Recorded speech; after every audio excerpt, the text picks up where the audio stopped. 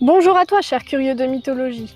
Aujourd'hui, me voilà dans un lieu particulier pour te présenter la mystérieuse fée Viviane, plus connue sous le nom de Dame du Lac. La Dame du Lac serait la fille du roi Dimas ou Donias, un petit seigneur de la forêt de Brocéliande. Dans les textes, on peut la retrouver sous le nom de Viviane ou encore de Niniane.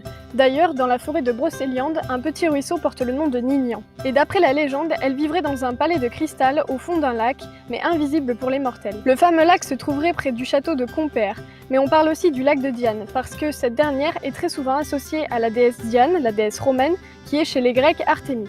Quoi qu'il en soit, et vous l'aurez compris, il s'agit d'une fée des eaux. Et pourquoi parle-t-on de fée ? Eh bien tout simplement parce qu'elle pratique la magie que Merlin lui a enseignée après leur rencontre à ses 12 ans. Son rôle dans la légende arthurienne est bien sûr d'avoir élevé le seigneur Lancelot après la mort de son père, le roi Ban de Bénoïc. En effet, elle l'a recueilli alors qu'il n'était encore qu'un nourrisson, elle a fait en sorte de lui donner l'éducation du parfait chevalier.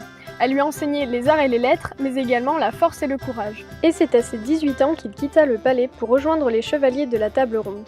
Mais Viviane continuera toujours de le protéger.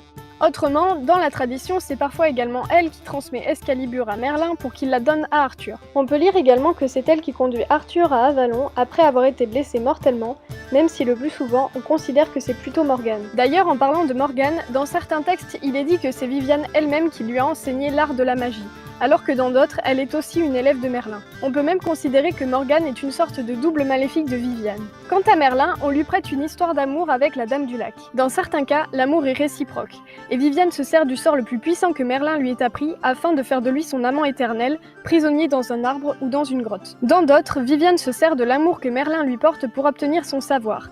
Après quoi, elle se sert du même sort afin de l'emprisonner en l'enterrant vivant. Sympa la fille. Cependant, Merlin a la faculté de connaître l'avenir, alors on peut imaginer qu'il connaissait la fin de son aventure avec Viviane. Pourtant, il a bel et bien décidé de suivre son amour pour elle. On peut voir là une sorte de morale, puisque même les êtres les plus puissants tels que Merlin doivent se soumettre à leur destin. Bien sûr, avant cette fin tragique, Merlin a vécu de nombreuses autres histoires. Et il en va de même pour Morgane, ce personnage si complexe, mais...